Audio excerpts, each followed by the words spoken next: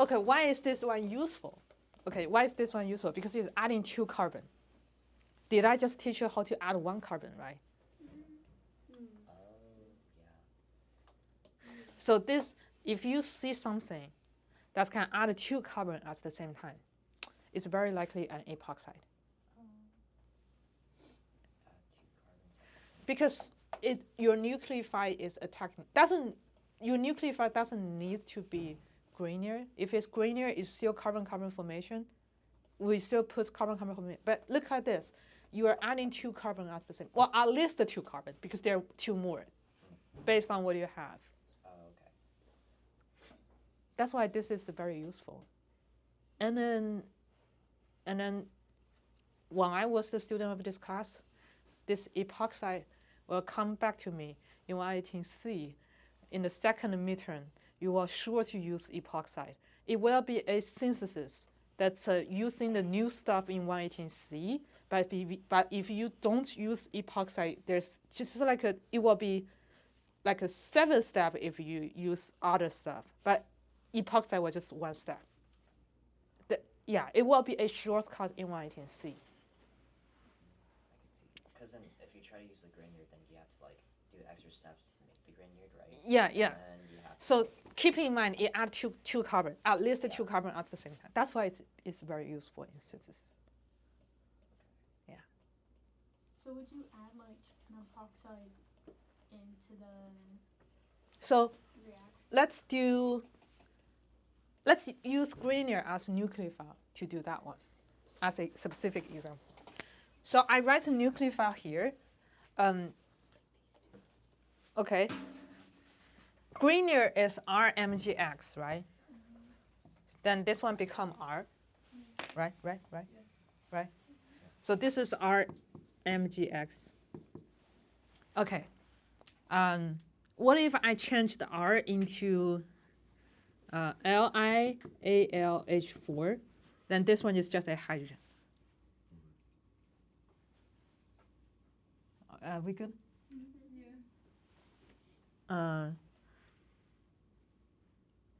So far, you only learned this. Everything else you haven't learned. Oh, you learned this as well. If it's sodium hydroxide, this one OH. You learn this. What else you learn? NaBH4. Works the same. It's just a hydrogen, right? Yeah. Okay, this side.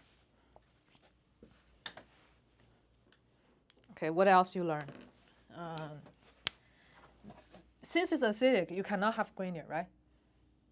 So nucleophile is very likely water. So then this side is water with plus, and you do the deprotonation, so it will be 2OH. Yeah.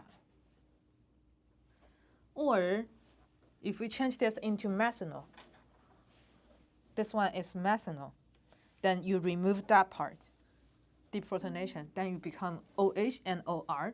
So people are going to say, what's the difference? The difference is if you do the both OH in the previous step, if you want to do methylation, methyl will add on both. But if you use methanol here, methanol will only add on one.